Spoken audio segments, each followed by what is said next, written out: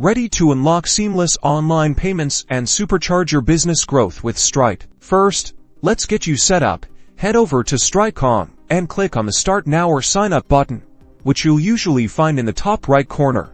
Go ahead and fill in the necessary information like your email address, full name, and a secure password. Once you're in, you'll land on the Stripe dashboard, your central control hub for everything Stripe. Take a moment to explore the interface, familiarize yourself with the layout and different sections, such as payments, balance, and customers. Now, let's dive into processing payments. Navigate to the Payments section.